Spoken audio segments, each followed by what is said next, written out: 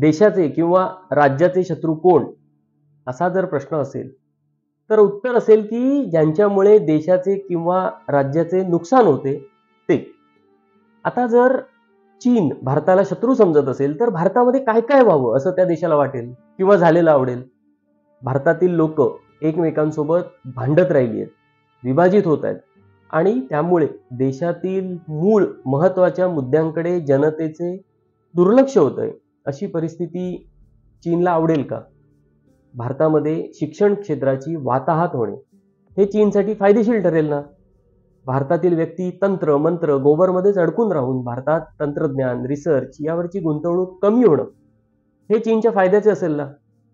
भारतातील बाजारपेठेत चीनमधील माल आयात होऊन भारतातील निर्यात कमी असणं, हे चीनच्या फायद्याचे असेल का? भारताचे शेजारी देशांबरोबरचे संबंध खराब होऊन ते देश चीनकडे आकृष्ट होणे, हे चीनला आवडेल का? भारतीय उत्पादनांच्या गुणवत्तेवर जागतिक स्तरावर संशय निर्माण होणे, भारतीय उत्पादनांना निकृष्ट किंवा भेसळयुक्त समजलं जाणं, याचा थेट फायदा चीनला होईल का? भारतीय जनतेच्या आरोग्याची हेळसांड होणं, आजची लहान मुलं म्हणजे पुढची पिढी ही कुपोषित असणं, हे चीनच्या पथ्यावर पडेल का? भारतामध्ये भ्रष्टाचार पसरून त्यामुळे चीनी कंपन्यांना शिरकाव करणं, पसरणं, डेटा मिळवणं, फ्रॉड्स करणं, असे फायदे मिळतील का?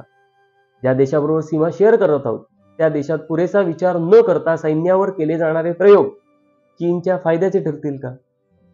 आता असाच विचार राज्याच्या बाबतीत करा. राज्यामध्ये द्वेष पसरला, शांतता राहिली नाही, शिक्षण आणि आरोग्याची दुरावस्था झाली, की राज्यातील उद्योग इतरत्र जातील, राज्याचे नुकसान होईल. मग राज्याचं नुकसान कोण करतंय? कोण शिक्षण, आरोग्य, नोकऱ्या, प्रगती या मुद्द्यांना बाजूला सारत राज्याला विनाशकारक असे मुद्दे मांडतंय? मग कोण आहे शत्रू? इतकं कठीण आहे का समजून घेणं, विचार करणं?